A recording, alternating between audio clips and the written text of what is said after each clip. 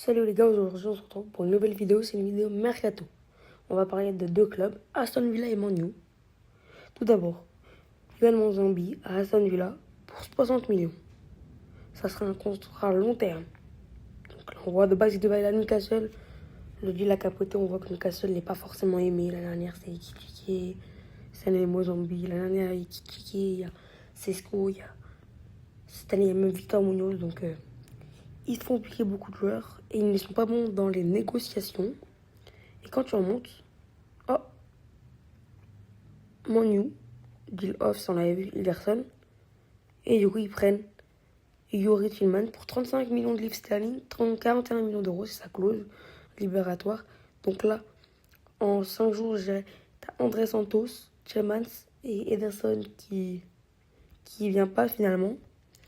Donc ils ont essayé de recruter intelligemment et c'est plutôt bien fait. Car là, pour moins de 100 millions d'euros, t'arrives à avoir Tillmans et Santos.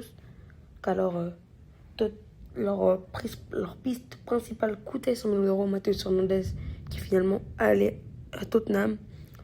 Donc, pour 2000 terrain, pour 2000 talents de qualité, un de 29 ans, Yuri Tillmans, qui a joué beaucoup en Première Ligue avec Leicester, 3 saisons à Aston Villa, si je dis pas n'importe quoi. Donc, il a de l'expérience. Et Santos, une saison en Première Ligue à Chelsea avec peu de minutes, mais qui est encore jeune, qui a du talent. On l'a vu en Ligue 1 lors de ses 2 saisons à Strasbourg. À voir s'il le montre à Manu. Donc là, à l'instant T, tu as 4 milieux de terrain. 4 milieux de terrain qui sont Ugarte, blessé, Tillmans, Santos, Mainu. Le problème, c'est que tu peux pas vendre Ugarte. Du coup, si tu en achètes un l'année prochaine, il faut obligatoirement vendre Ugarte. Donc, Ugarte pose un problème actuellement. Car là, si on va comparer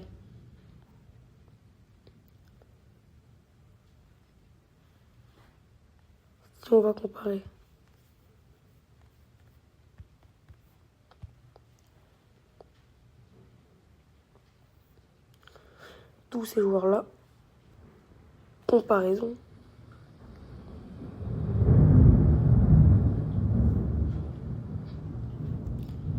Tillmans, Yuri Tillmans et la Santos, c'est les deux recrues. Là, on va prendre les deux recrues. Hein.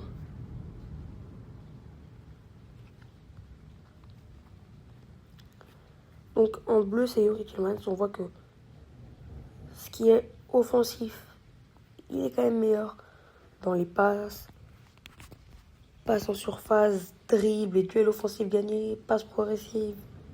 Il est même meilleur en passe D attendu. Duel aérien, ça se vaut. Mais André Santos est meilleur. Interception, tout ce qui est défensif, Santos est meilleur. Il marque plus et touche plus de ballons. Donc voilà, c'est deux profils un peu différents. Là, on va rajouter des joueurs.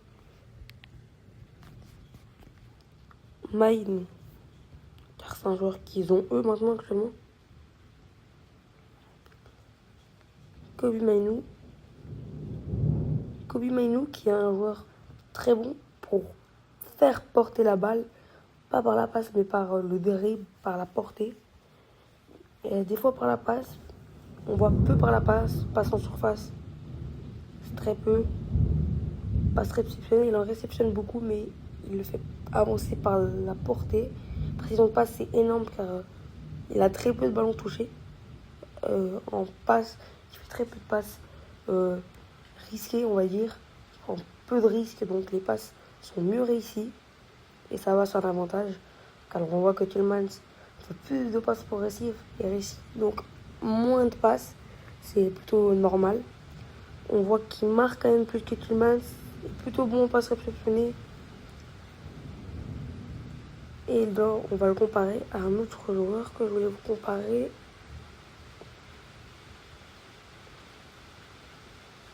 Ederson. Ederson qui n'est finalement pas venu du coup.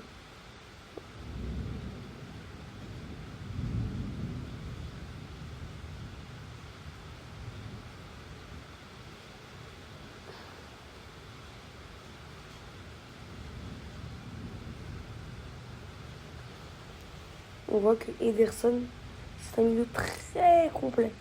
On voit, il est capable de presque tout faire. Plutôt bon techniquement, un peu à la Mainou, il est capable de faire porter le ballon. Moins technique que Mainou et Tillmans, mais plus que Santos.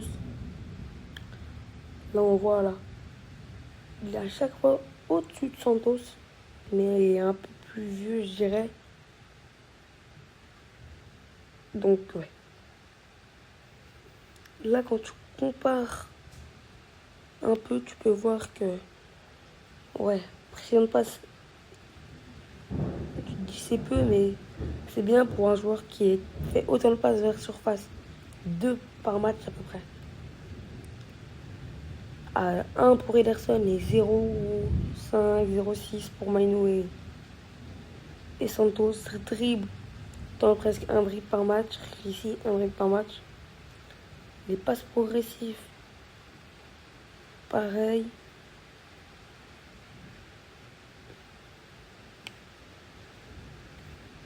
Et ouais, là on voit que Tillmans c'est un très très bon joueur. Franchement, ils font une recrue de qualité et Tillmans va beaucoup apporter au collectif et aux jeunes. On va maintenant passer sur la tactique.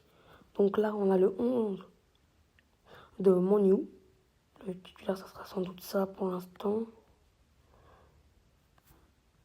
Tac, tac.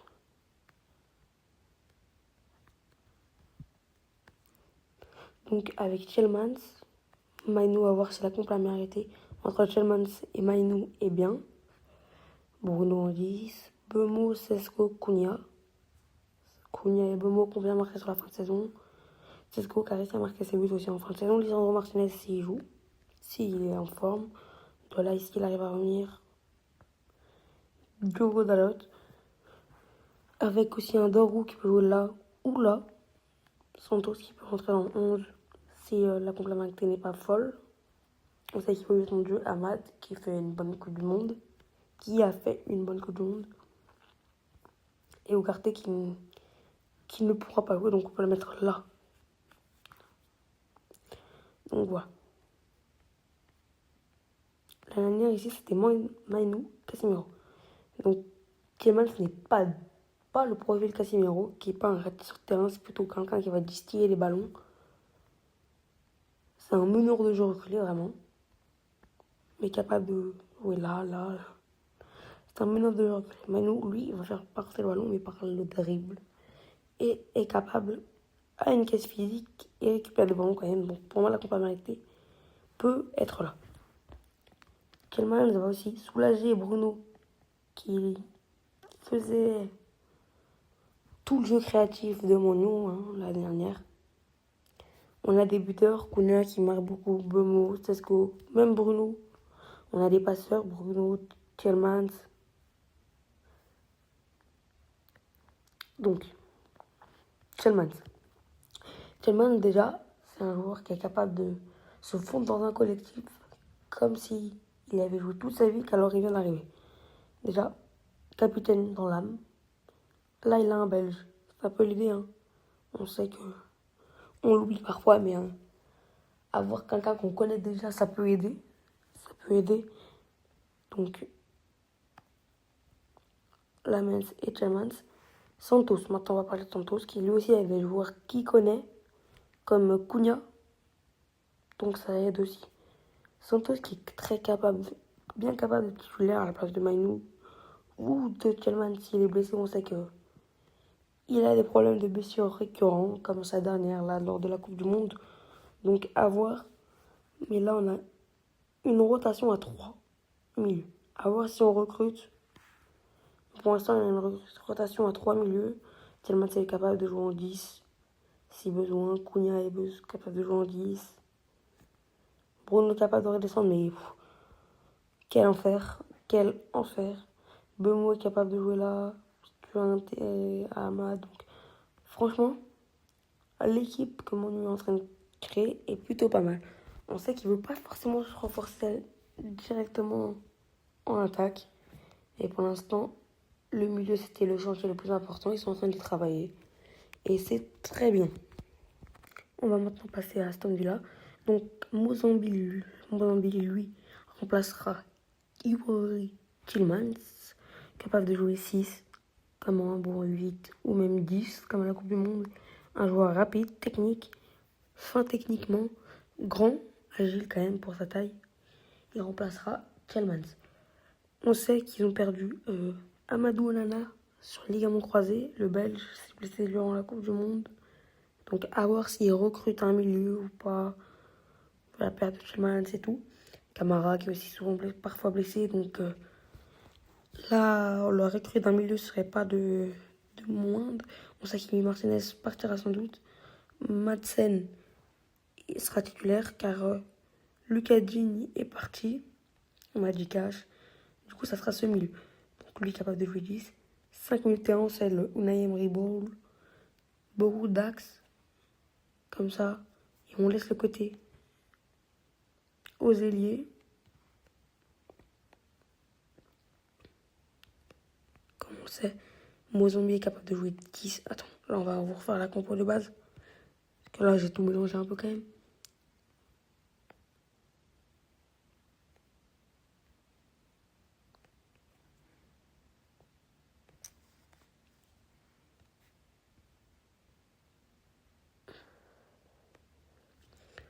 Voilà.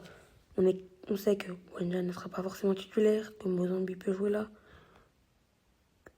Que si, quand Amadou Onana sera là ou quand on a aussi, comment il s'appelle,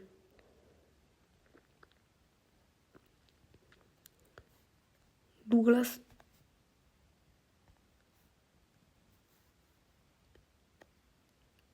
Je sais pas s'ils l'ont acheté ou pas. Qui est capable de jouer là. Je sais pas s'ils l'ont acheté ou pas, vraiment. Donc voilà. On a tous ces joueurs-là. Donc pour l'instant, tu as une rotation à 3, 4, 5, 6 milieux de terrain. On sait que McGinn est capable de jouer. C'est ce qui est pratique avec le jeu de Unai Emery, car en jouant les milieux de terrain ailier, tu as plus de rotation, tu peux faire changer Mozambique, même capable de jouer les gauches.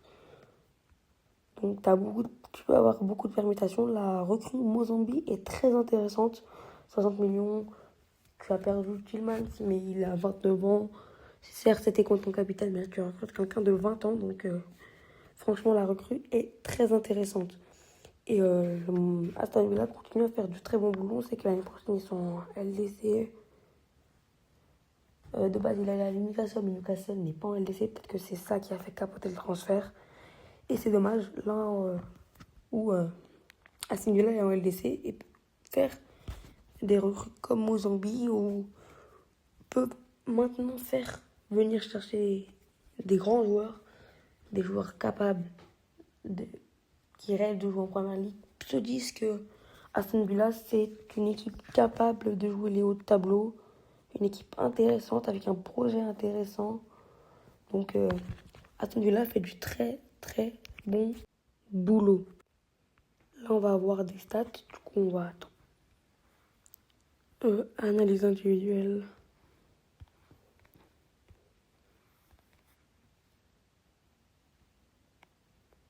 Johan Mozambique.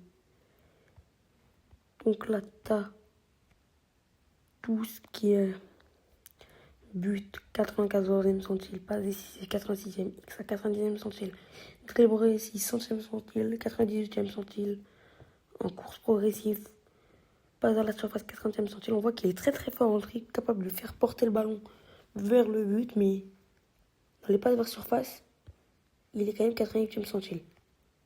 Passe progressive, point 2e centile.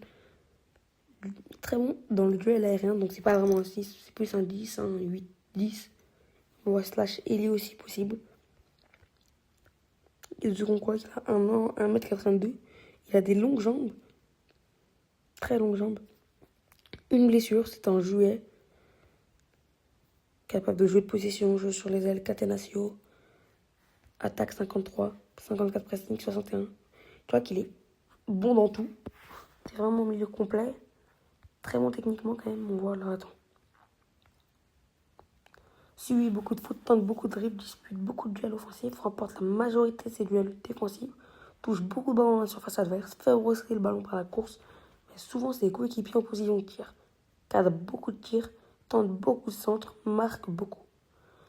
Peu de duels défensifs, parcourt peu de distance, mauvaise pointe de vitesse.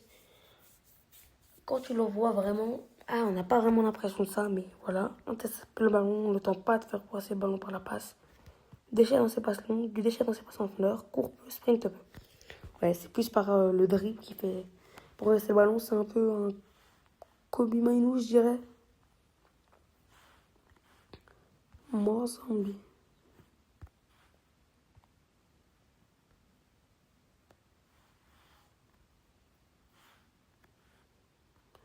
Et si tu compares à Kobe,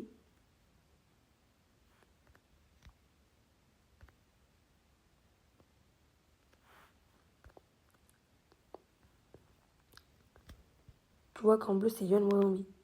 Il n'y a qu'en précision de passe où Mainoo est meilleur.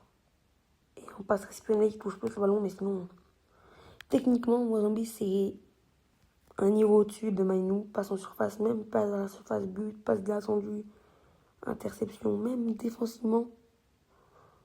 C'est juste par la passe que Mainoo est quand même un peu meilleur.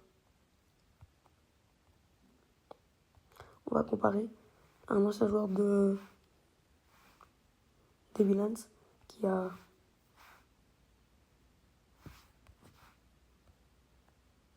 partir à Manu, il remplace clairement lui. On voit que techniquement c'est au-dessus de Tillman, alors Tillman c'est très bon. Interception moins bon et duel défensif moins bon. Tout ce qui est passe, il est moins bon quand même. Là on le voit. Dans les buts, c'est quand même mieux. 0-2 par match. Pas d'essai mieux qu'alors. Très bon. Passe réceptionnée, c'est pas si loin de Yuri Tillmans. Précision passe, c'est presque pareil.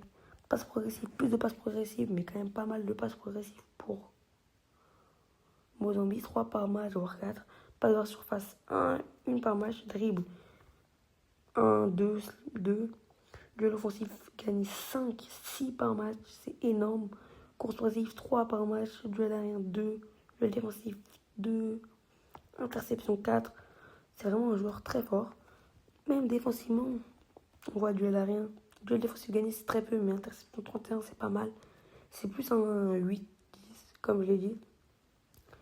Passe progressive, passe déattendu, tout ça but, passe déchet.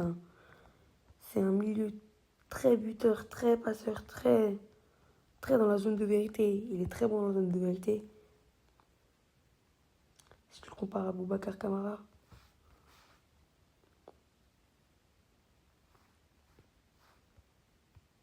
on voit que c'est deux joueurs différents. Kamara qui ferait le boulot défensif et le boulot offensif par Yohan Mozambique. Donc franchement, c'est une recrue de qualité que viennent de faire nos amis des Villains. Morgan.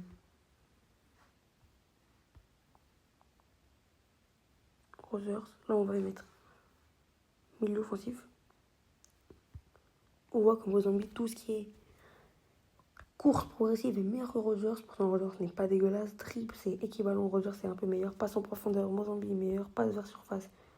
Rogers, c'est le meilleur. Rogers marque plus, mais Mozambique marque quand même beaucoup. Pour un milieu plus qui a joué 8 cette saison.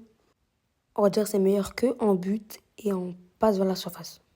Ça y est, c'est une fin de match. Tu sais quoi faire. Commente, like, abonne-toi. Ciao!